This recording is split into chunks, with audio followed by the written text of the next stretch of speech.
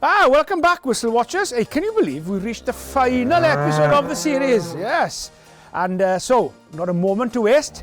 Let's dive straight into it. Right then, let's start with Whistle Watch over in Dublin, where the Flying Fijians were the visitors. So a lot of you have been talking about the Pendergast shoulder-to-head tackle. Do we have direct contact with the head? Yes, we certainly do. So we have foul play. What we also have here as well is an illegal action. And this is probably now what has caused a lot of the debate between whether it should be a red or should be a yellow. So, because the actions are always illegal, so he goes in with the shoulder tucked in, there's no illegal time to wrap, so mitigation does not play part. So the question all of you are asking now, does this reach the yellow card threshold? Yes, it certainly does, and it goes to the bunker. But the big question is, why was it not a red card? So, can you have a yellow card even though it's foul play, there's no mitigation because the actions are always illegal? Well, the answer is yes, you can. It all comes down on the day where the officials feel, or you at home watching feel, that the actual contact with the head was a high degree of danger. So if it's a high degree of danger, there is no debate whatsoever, it'll be a red card. But because the officials felt that even though it was always illegal and there is contact with the head, they didn't feel it was a high degree of danger, and therefore that's how it remained at the yellow card. But it all comes down to, do you think that the high degree of danger was enough to warrant a 20-minute red card? Well, a lot of you think it is, and you are not wrong, although others of you think it's a low degree of danger, and therefore, like the officials on the day, it remained at the yellow card. Let's head over to Paris for France-Argentina. Montiel, now, bit of confusion around this because a lot of you were calling this, or the actual, is it a croc roll? Well, it's not a croc roll. So that doesn't mean because it's not a croc roll that we can't have a dangerous clear out. So in this example here, although it's not a croc roll, it still is a dangerous clear out, and it does contact the lower limbs, which is dangerous, and we don't want to see it in the game because it can cause serious injury. So in this instance, even though it's not a croc roll, it's still a dangerous clear out on those lower limbs, and a yellow card is the correct decision. Let's have a look at the big talking point of the Gonzalez deliberate knock on. Was it or wasn't it? A lot of you, like me, are finding it difficult to say that the ball actually went forward, okay? And that is a big debate. So some of you think it has, some of you think it hasn't. And it is a very, very tough one. Does it go forward? I'm not quite sure. But let's park that for a minute, okay? So if you're either forward or not forward, it's quite irrelevant into what happens next. So what happens next is the ball then goes into touch. So the referee now has to decide, were the player's actions intentional in trying to knock the ball out of the field of play? It doesn't have to go directly out. It can be hit the ground, go dead, go into touching goal. So if the referee feels that the actions were intentional in knocking the ball out of the field of play to prevent a probable try, then that's where we arrive at the penalty try and the yellow card. So there are two things to look at here. Even though if you think it was not a penalty try, I would say it probably is. But even if you weren't, you still would give the player a yellow card for an intentional action. If you think a try was probably been scored, then you have a penalty try and a yellow card, because once you decide it's a penalty try, you have to give the culprit a yellow card. So, for those of you who think it is a knock-on or it isn't, doesn't really matter in the bigger context, because it's the action of intentionally knocking the ball into touch is the one that the referee arrived, quite rightly so, at a penalty try and a yellow card. If you felt that the ball didn't go forward and you didn't feel his actions were intentional, then obviously we wouldn't have a yellow card and we wouldn't have a penalty try. So there you are, the beauty of the game. Okay, Scotland, Australia. Now then, mark called off the post. Is it allowed? Well, this is why it's important that referees know the laws. And I'm a bright one to say that because I was hopeless on the laws. But superb refereeing here, knowing the laws of the game. Even though it comes off the post, you can still call a mark. So, correct decision, and well done for knowing the laws. So, over to Turin, where the Italians hosted the All Blacks. Croc roll here, and again, Very, very important that we understand what a croc roll is, because some of you now are getting confused with an actual neck roll. A neck roll is not a croc roll. A neck roll, when you grab around the neck and you pull somebody to ground in any direction. So obviously that is dangerous. And on most occasions, it usually lands up as a penalty or as a yellow card, but on occasions as well, if it's deemed a high degree of danger, it would be a red card as well. But the croc roll is where you go to clear out and you fail to clear out. Then you grab the player, and in doing that, you pull him to ground, and all the weight of your body now in that action goes on the limbs of the player. So the croc roll action is illegal, so we have a penalty.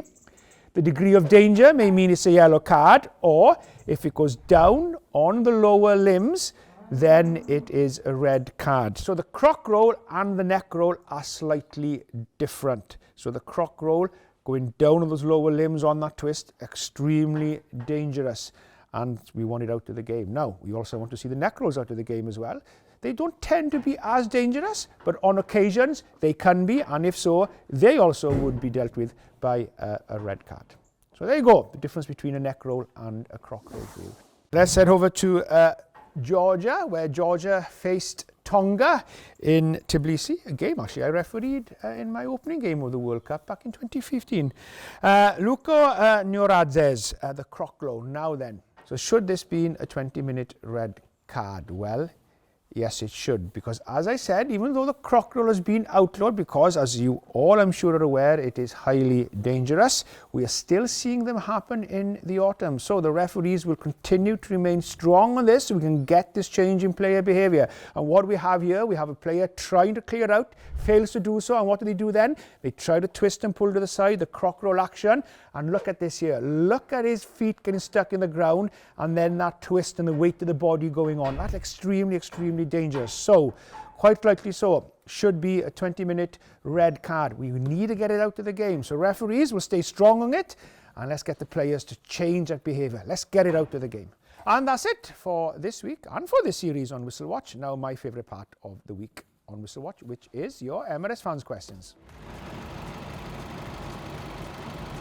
Okay then, let's have a look at your first question, and it comes from @JamesJones. When you were reffing, did you have a good relationship with the players, and now you've retired, is it the same? Well, yes, that's the beauty of rugby. You make friendships and camaraderie from all over the world, really, in all the different countries. And I was very lucky as a referee, because I was officiating some of the most wonderful players, human beings and rugby players that the world has ever seen. I think some of the greats. And yes, I always keep in touch and always have that bond of friendship when you see them now again, even though that's retired. Like on the weekend when I caught up with Sia Kolisi in the South Africa-Wales game in Cardiff. I didn't like the result, but it's always nice to see him. Right, and Simon @Hus88 asks, can the TMO step in a shot clock review? Say the kicker kicks it really close to 0 seconds, similar to NBA. Can they look at it? Yes, they can, but if it's really, really close, if you're splitting seconds here, then it's something that you probably wouldn't look at, because in refereeing, what we always encourage the referees and the TMO to do is to base on the clear and obvious. If something is clearly obvious, so if he's clearly gone over time and the referee for some reason hasn't seen it, the TMO is keeping an eye on it, then yes, he would come in and inform the referee. You also hear them now sometimes counting it down for the referee, so the referee is aware as well. @KateFred009, what has been your favourite moment of the Autumn Nation series? Well, now then, there's been quite a few, and obviously I was in with the Welsh squad on match day as well, and although that Wales didn't win a game, it was good to see some of the young players, showing some talent and playing really, really hard and giving it all, especially against South Africa. But my favourite moment probably would have been the Fijian players showing their respect for the Irish president. Always respectful and wonderful. Always had a wonderful welcome when I refereed out in Fiji. One of my favourite places to go and referee. And that's it for your MLS fans question. Always a pleasure to answer them, and thanks for sending them in. Now, on Sunday evening, the World Rugby Awards winners were revealed, and congratulations to all the champions in that. And that inspired me to have a look back at the Autumn Internationals and pick out some of my best moments or favourite moments in the game. So let's have a go at it. See if you agree. You probably won't. Try of the Autumn. Now, maybe not many of you have seen this, but if you get a chance to have a look at it, have a look at it. It happened in the game between Madagascar and Morocco. So, the centre, Rado Randilanozole, I think. That's a very, very long name. Deep inside his own try line, chips ahead, then the hooker, Tiama Ramdiradresi, finished it off brilliantly in the opposite corner of the field. What a sensational try by the centre and then the hooker of Madagascar. Pass of the autumn, well, this goes to who? What about Len Ikitau for Australia in the match-winning try against England?